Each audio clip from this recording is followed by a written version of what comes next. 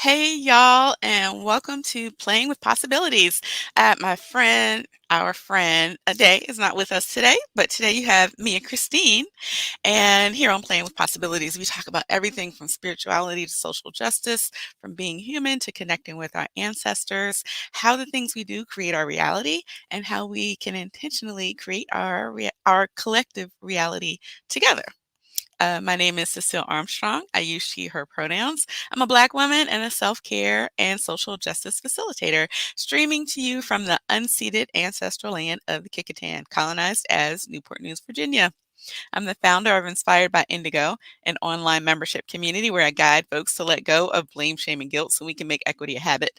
Each month, we go through 4 steps. Together, sorry, lost my thought. Together for support and to create the habit of undoing what we've lived and learned about race, privilege, and equality. Those steps are self care, know your facts, undo the work, and rest and rejoice. To find out more, you can click the link in the description. And if you are watching on Facebook or LinkedIn, please give us a follow. And if you're on YouTube, please hit the subscribe button and then click the bell so you can get notifications when we go live. All right, Christine, what are you up to? Hey, good morning, y'all. My name is Christine Gautreaux. I use she, her pronouns. I am streaming in this morning from the ancestral lands of the Muskogee Creek in Cherokee. I'm about a mile east of the Chattahoochee River in a place colonized as Duluth, Georgia.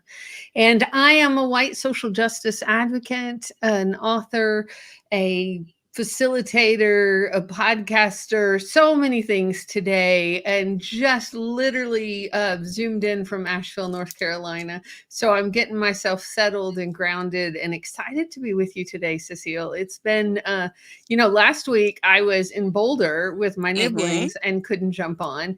Right. And well, I could have, but it'd have been a little chaotic. That would have been Um, yeah.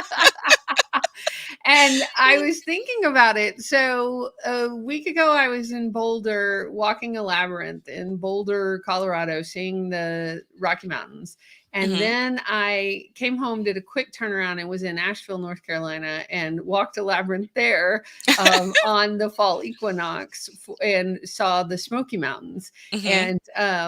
And as beautiful and as wonderful as that is, it is so delightful to be home and Mhm. to hear my wind chimes on my back deck and to feel my feet on the earth on my little piece of property I steward and just to be with you and to be getting back into routine. Yeah, yeah, there's something to be said for routine. It's good to break it and get out Mhm. of it, but then when you get back to it, sometimes it feels really good too. Right. Yeah. Well, you know this, but I have to tell our folks that are listening because it is just, I have to be transparent because my energy is a little what today. Because yesterday I woke up and my phone was not working. I had like, Well, I will tell you, when you said your phone was dead, I thought you meant you needed to charge the battery yesterday. I didn't know you meant it doesn't work. I don't know what happened. I don't know if it accidentally got off the charger while it was doing an update. I don't know if it just decided it was done, but I woke up and it's all I see is the little Apple signal. It won't turn off, it won't turn on, it won't reset, it won't. Mhm. And I mean, our listeners know like we have a book launch tomorrow. We're launching Women Connected in Wisdom book tomorrow. I was out Uh-huh. of town. It's been a day or two. Well, I'm how just many planets are breathing. in retrograde right now? 6. 6. Yeah. Yeah, So, so and I don't even right. think I told you this part. I realized when I got to the airport in Boulder that I didn't have my wallet with me, Yeah, you told me that. right? So Right. I'm just flying. I don't know what's happening, universe. And we're going to launch a book. It's going Yep, to be an Amazon bestseller tomorrow. it sure And is. I do have to laugh about this part because we always talk about wellness, right? And playing with Mhm. possibilities. Right before I left Boulder, I went to Point of Balance. It's my friend Nellie Francois, acupuncturist, beautiful community space in Denver, Mhm. Colorado. And I paused after this week of caretaking with my nibblings and I paused to do some self-care. Mhm. And I laughed because I'm like, is she like, I mean, Natalie's always going to tell me the truth, but she was like, you're doing way much better than I expected.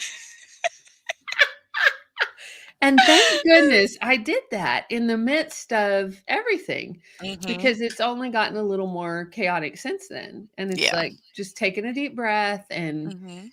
I told you right when we were getting in, I went out and took a cup of tea and listened to my wind chimes. And, this wellness journey is not always easy.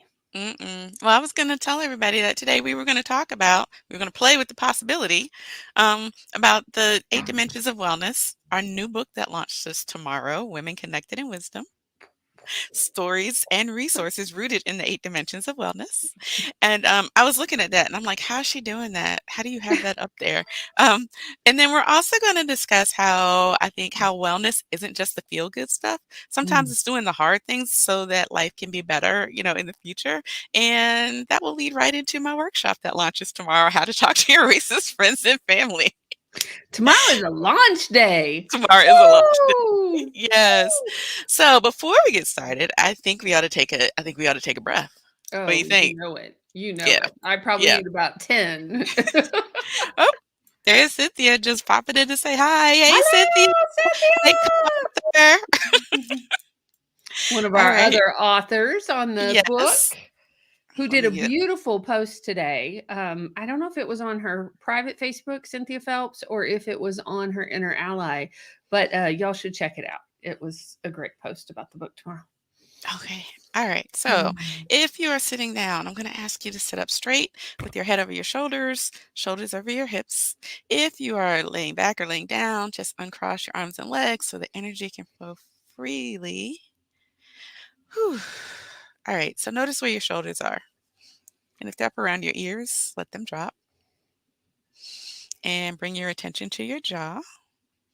And notice if it's got tension in there, then just wiggle it out. And now bring your focus to your belly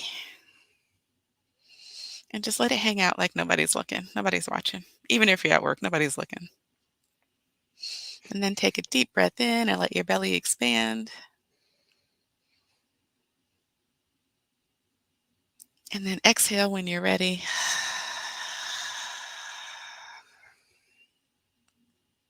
And let's do one more.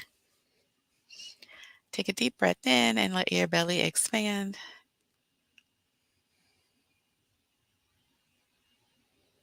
And this time, let it go with some noise and some movement. Shake your body. Ah, woo. Ooh. Mm, Okay. Yeah, I'm trying to stretch that out because I still got that shoulder thing going on. I'm right? trying to be easy with my shake. Right. Have you seen S- our new dance move on Women Connected in Wisdom on our podcast? We have a new no. dance move that is our shoulders. We Oh, call it the take Zoom that back. Yeah, shoulder I roll. saw that. Yeah, I did. I did see that. Oh. Oh man. Okay. So, before we start talking about the 8 dimensions of wellness, do you want to remind people what they are? Oh, I absolutely can. Hmm. So, 8 dimensions of wellness. Physical wellness is the one that most people automatically think about, especially in the United States and the Hmm. dominant culture. But physical wellness is definitely one. Hmm. Emotional and mental wellness, environmental wellness. We've got social wellness, which is where Hmm. your chapter's at, which we're going Hmm. to talk Yep. about. We've got financial wellness. We've got intellectual wellness, Hmm. occupational wellness, and which Spiritual. spiritual wellness. I I, always get to I, the eighth one and I have a little panic, right? I know them backwards and forwards. And this book has been in process for 9 months. So, like, I've read them, I know them, but when I'm always asked, it's that last one, I'm like, which one did I well, I was ready to jump in with you that time. forget? Thank you. Thank you, my friend. Yeah, I have been delighted. Our pre-readers have been rolling in some reviews for us, and people are Yeah. loving the book. And Hmm. I'm so, you know, I've loved it because I've been behind the scenes reading all the chapters and weaving it together. But I'm loving other people, like getting to experience all the voices of the 18 authors and how just uplifting stories, Hmm. practical resources, things that you can just use in your life about wellness. I And was excited to read everybody else's chapters. I mean, to finally be able to see what everybody else wrote, that was I was just like, "Give it to me." So, yeah. And, was there Cyn one that stuck out for you?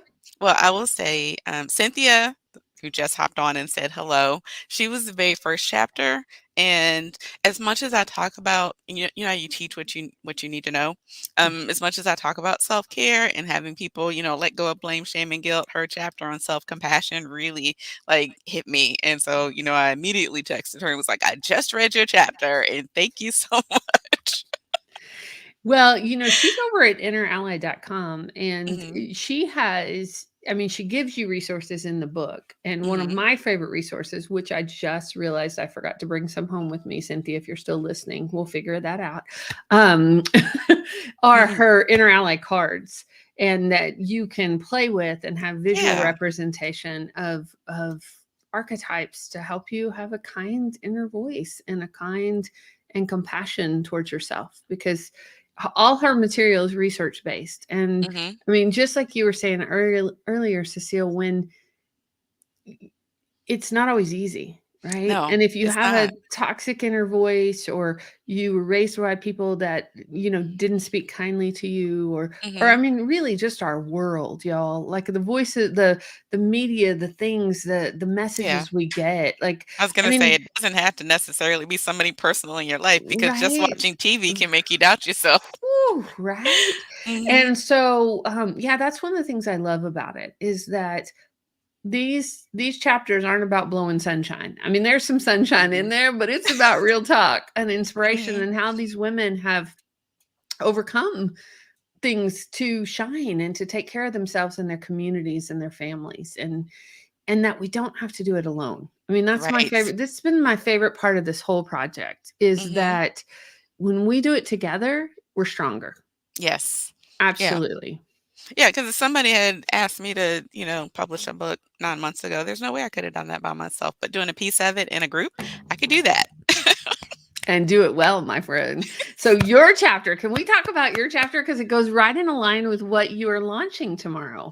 Oh, yes. Yes. Okay. So my chapter was making equity a habit because that's what I do. I teach people how to make it a habit.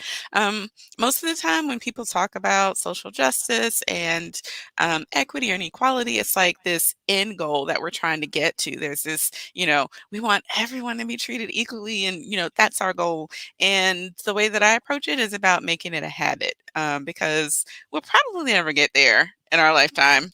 We may not ever get there where everyone is seen, equal, and where we don't have this hierarchy of social status, and, because we'd have to get rid of capitalism and all this other stuff. But, and if we make equity a habit, if we make it a habit to notice the injustice and then take a baby step to do something about it, then that becomes the way we live.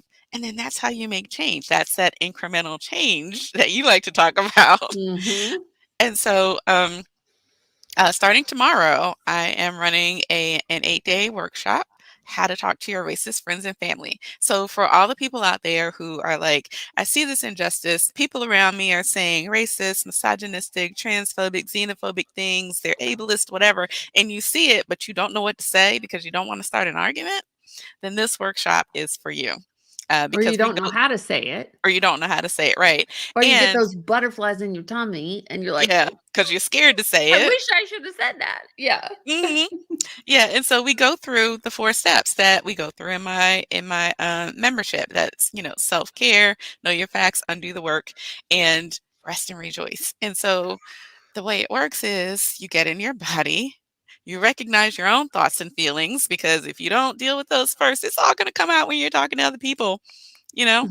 And knowing your facts boosts your confidence, right? And gives you the confidence to speak up because you know what you're talking about. And then just like in the membership, uh, what was the next part? Oh, undo the work.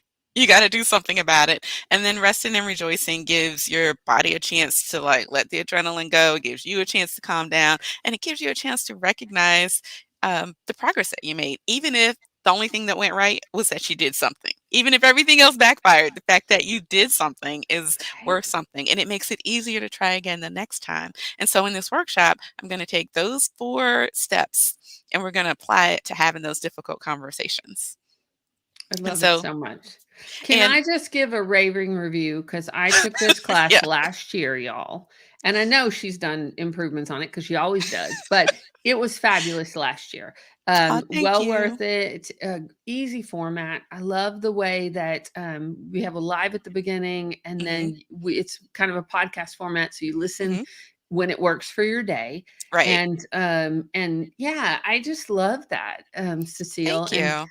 Joe's taking it. That's Oh, so is he? we gotta Okay. yeah, he's told me he is. So I gotta check in and Okay. make sure he's registered. But Okay. because the other thing I want to say, y'all, is it's not just friends and family, it can be No. colleagues, right? It Yeah. can be work, it can be, Hmm. you got that person that keeps saying something that's sexist all the time, or the person Hmm. that keeps saying something that's racist, and it's really subtle because sometimes Right. it's not, we know the obvious stuff, but sometimes Hmm. it's the really sneaky, subtle stuff, and you're like, should I say something? Should I not? Why, Hmm. yes, you Yes, you should. should. Yes. And Cecile's gonna teach you how to do it.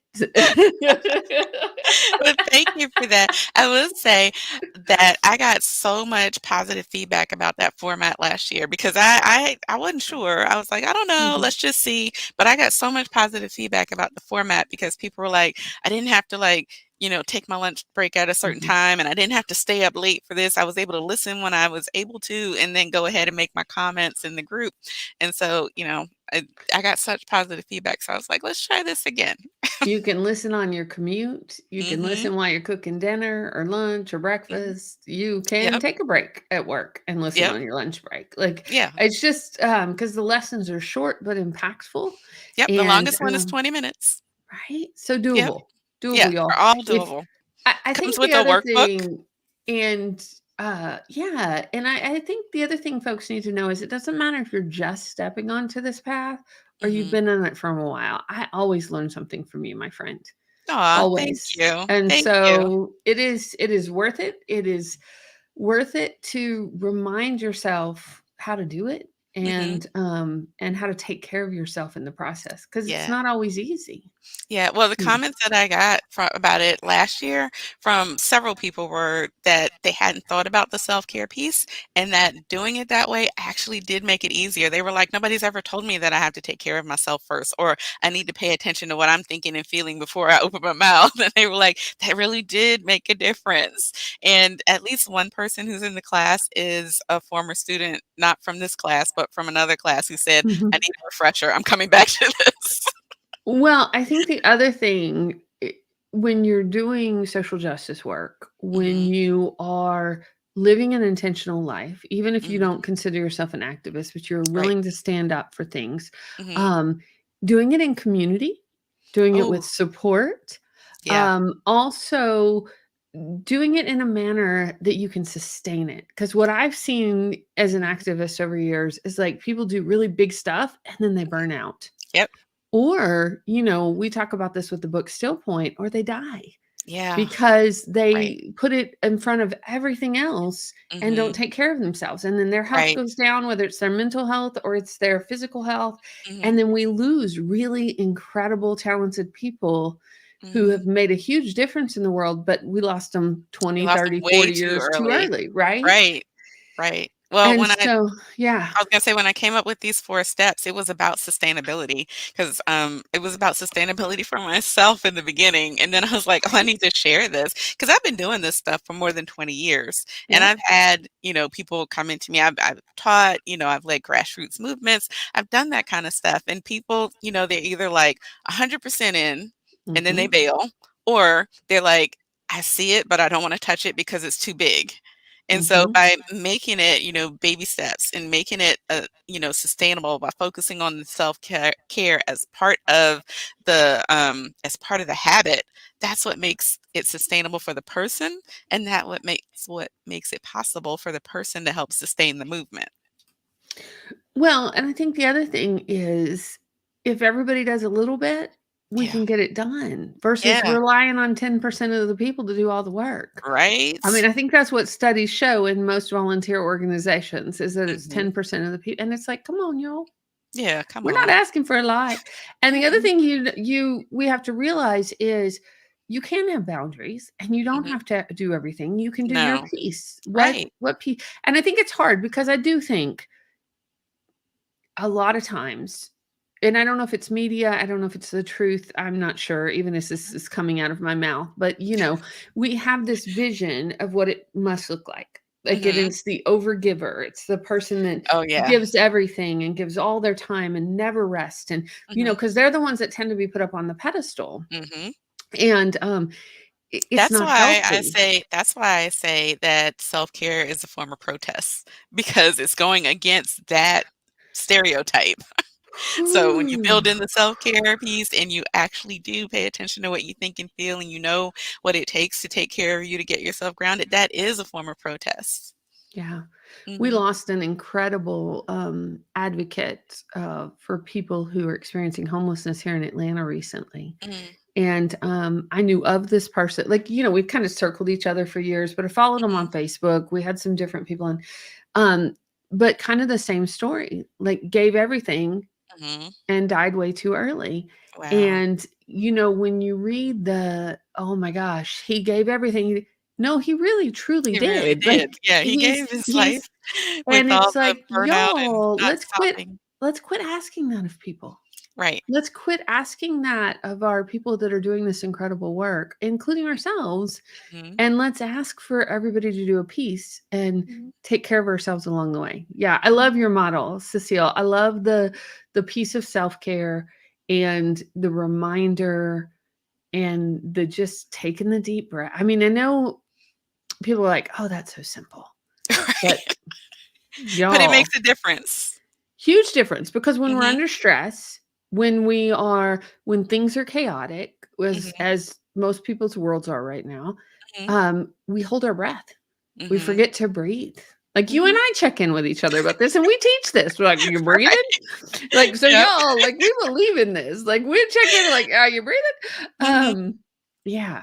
So, Well, I wanna share another story because I'm sure there are probably some people that might be watching who have this same thought.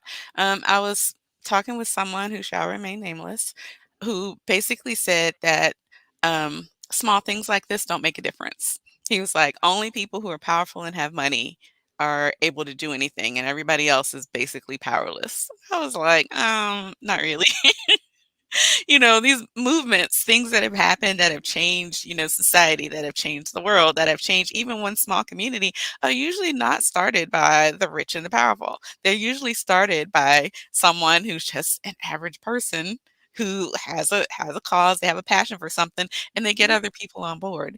And so what I said back to this person was, well, you can think that if you want to, because I knew I wasn't going to change your mind. But then when I was telling someone else, I was like, you know what? I can't by myself, you know, change the Supreme Court. I can't by myself make, Governors DeSantis and Abbott stop being dehumanizing, you know, migrants who are seeking asylum. I can't by myself, you know, um, make uh, abortion legal across the country. I can't do that. But what I can do is teach other people how to stop being afraid of talking about it, how to stop yelling at people, and actually how to talk to people that are close to you so that they can mhm, understand your position and shift their hearts and minds. I mean, I've talked to people who are racist without thinking that they're racist and been able to mhm, shift their perspective in an intensive. And so if I can teach other people how to do that with people who are close to them, once they have that skill, they're going to be teaching that skill by modeling it to other people, and that's gonna ripple out. I can throw a pebble in a pond and have an effect. I don't have to be like a absolutely you can. dictator to do it. Well, I mean, and we look at history, right? We look at Mhm, it. I mean, when you started saying that, the first person that popped up with was Rosa Parks for mhm, me, mhm. right? Yep, Like, yeah, I mean, there are people I can name off the top of my head that have made a difference in their communities and the world, and people don't know their names, right? yeah, But 'cause there were, like, what, 10 or 12 black women that did what Rosa Parks did before she did it, you Absolutely. know? But then Absolutely.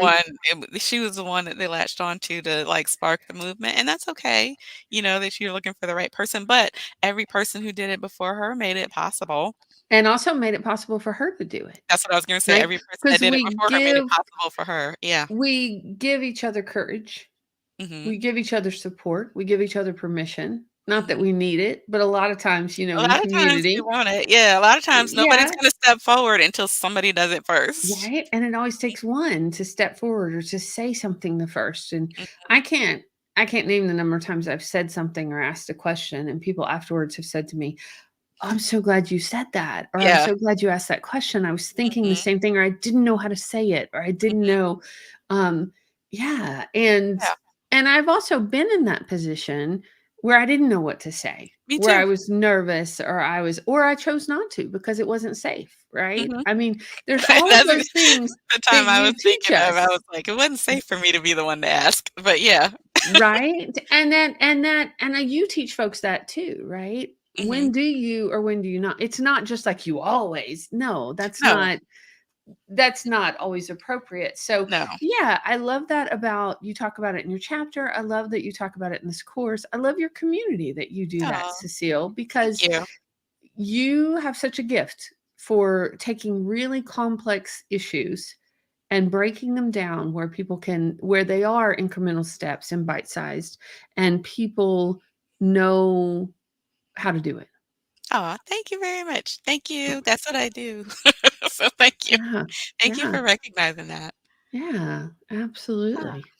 Now, I wanna say, when I was reading your chapter was so full of information and recommendations for things for people to do and recommendations for places for people to go. I was like, "How did she get that much in one chapter?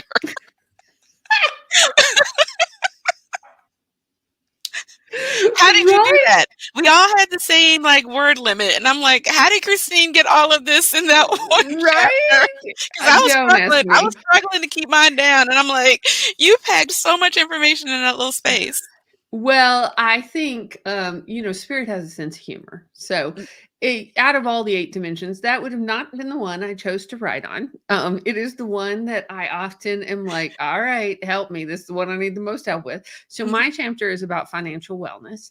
And the reason my chapter is about financial wellness is I was the weaver, one of the head weavers on this book, and we needed more chapters on financial wellness. Oh, well, well, love to you, Christine. I have to say I was shocked, but like I said, you put so much information into it, but I laughed when I saw that.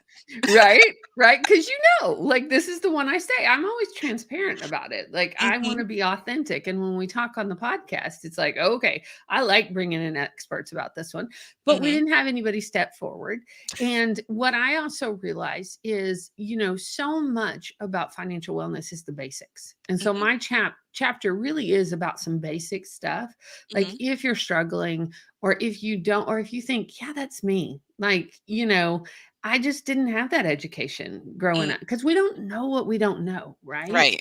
Mhm, And the system, especially the capitalistic system in the United States, yeah. is set up to if you don't know it, If you don't you know it, ah, you just too don't know it. bad, Right. right? Mhm, So that was part of my motivation with that chapter is to get back to basics. mhm. And so if you need support, and for some people, they may look at it and be like, I know this, pass over.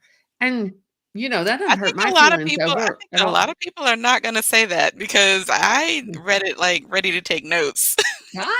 Well, I think the other thing is the time we're currently in, right? With a recession, what I talk to my clients about, my coaching clients especially, is when things are chaotic, we want to get back to basics, Right. right? I Mhm, often talk about getting back to basics. Are you having enough sleep? Are you eating correctly? Are mhm, you moving your body? But when we talk about financial basics, is where's your budget, right? right. Mhm, Do you have one? Because you might have started out with one when you didn't have that much money. But if mhm, if you've grown and you may be like, "Oh, which is great when there's a lot of money, but when there's a recession and all of a sudden things are costing so much, mhm, I know at my household right now, we're like, what's happening? And it's gas and food and everything's gone up. So mhm, it's time to check in and do those audits and mhm, check in on our wellness and look at are we putting our money where our values are? Right. Are we spending money with the people we want to, how we Mhm. want to do it? Mhm. And, I think the thing that has changed, especially in the last 10 years, it's so easy to give people money automatically, which Mhm. can be a bonus, but boy, it can be sneaky too. Yeah, it can Like, be very sneaky.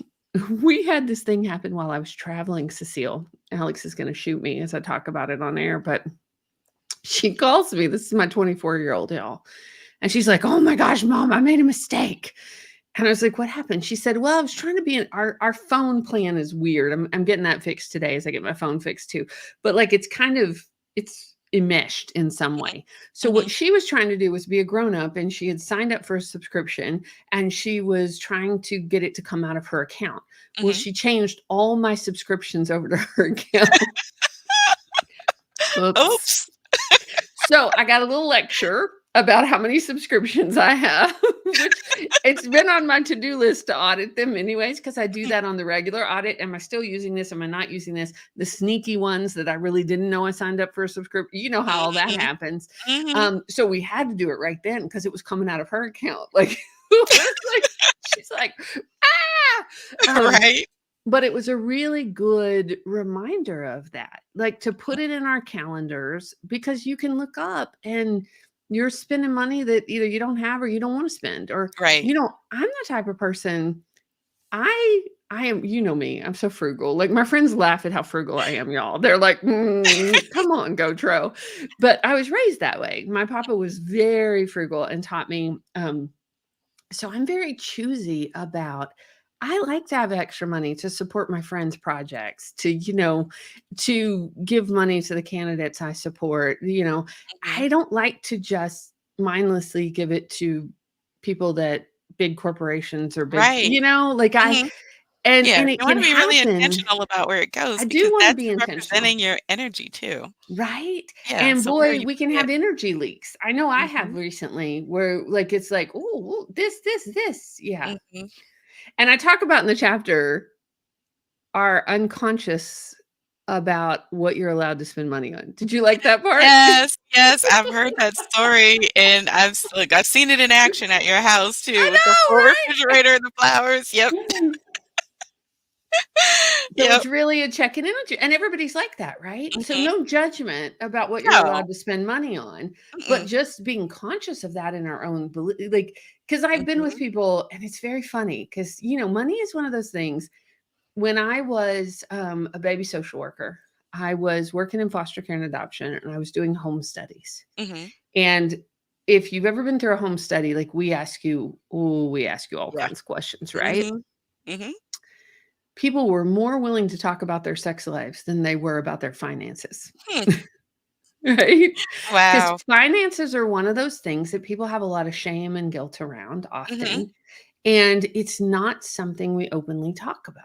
Well, I Um, also think that's a social construct for a reason. That's part of the I agree. capitalistic society because if you Agree. don't talk about it, then the people who aren't in the dominant caste Right? don't know how much less they're earning and Yep. how much the what do you wanna say? All those isms Yep. are baked into, people's financial literacy and their income and all Absolutely. of that. Yeah. Absolutely. I agree with you 100%. So Mhm. so yeah, so I'm glad you liked it because I did. I was a little nervous about it, and you Well, know like I me. said, when I got to your chapter and saw that it was on finance, I cracked up, and then I was like, "Well, let me see what she's gonna say," because I was like, "Christine wrote that one?"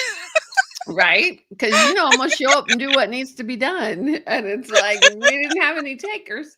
Well, we had one other taker. And Mhm, Felicia Frayall wrote mhm. a really incredible chapter about starting a nonprofit and Right. about Yes, that financial was a good one. wellness, Yeah. which it was really good. And Mhm. so yeah, for volume one, I think we exceeded expectations. I I think so am too. really excited to launch this with you tomorrow and our 16 Yes, other authors. And yes. y'all get ready. So, I'll be going live tomorrow at 10, and Mhm. inviting, the other authors to come on with me to talk up Mhm. the book and give y'all the link so that y'all can all buy it on launch day and help us become a Mhm. bestseller. Um, and so hopefully too, when people show up, we'll be able to tell people how they can connect with all the other authors. Because I would love for anybody who follows me to connect with these other women because everybody Mhm. that's part of this book is amazing. Right, Yeah. and they have a lot of resources for you Yes. and a lot of ways to, support you in Mhm. wellness, Yeah. and, the other thing to know is what I found fascinating throughout this process, through this 9 months, is friendships were formed, Mhm. client teacher relationships were formed. Like, I'm just watching and not everybody knows behind the scenes, but somebody will say, "Oh, I'm working with so and so. Oh, I'm working with so and so. Oh, I'm working with Mhm. so," like, it's beautiful Mhm. because we're sharing resources not only with the community, but with each other. Yeah. And we're seeing the value of doing it together. Mhm. So, yeah. Yes. Yeah. Excited to be with you, my friend. Excited to be I'm excited connected to be and with you too. yeah. Yeah. All right. So just a reminder that tomorrow we'll be live again to give you the link to the book so that you can buy it. It's what is it, 6.99 for the Kindle? I It's think. gonna be on sale tomorrow. Oh, it's I'm gonna be on checking in. sale? I think Ah, it's still gonna be on sale tomorrow. I'm checking okay. in with the publisher today Mhm. and, but yeah. Yep, Okay. we'll find All out right. Well, tomorrow we will morning. find out tomorrow morning, and we'll be going live about 10. And then, like I said, if you want to know how to talk to your racist friends and family, or your family that has any kind of isms, or your friends, or your colleagues, your coworkers, Mhm. your church member friends, you know, people. What? Oh, sorry. Whoever is in your social circle and you're like, "I don't know if I should say anything. I don't know how to say it. I'm not exactly sure what to do." I can teach you how to do this with more confidence and less anxiety and, better outcomes. So, there's a link in the post for this that gives you a link to that, and like I said, we'll show up tomorrow, and you'll be talking about the launch and everything still on Wednesday, right? Oh, On yeah. Women Connected in Oh, Wisdom? yeah. Okay. Yep. We'll be celebrating and we'll also be talking about our upcoming conference at the end of October, That's which is right. a free conference. So, Mhm. yeah, we will be rocking and rolling. All So, right. here we All go, here we right. go, Well, here we go. thank y'all for joining us today, and we'll see you next time. Grateful.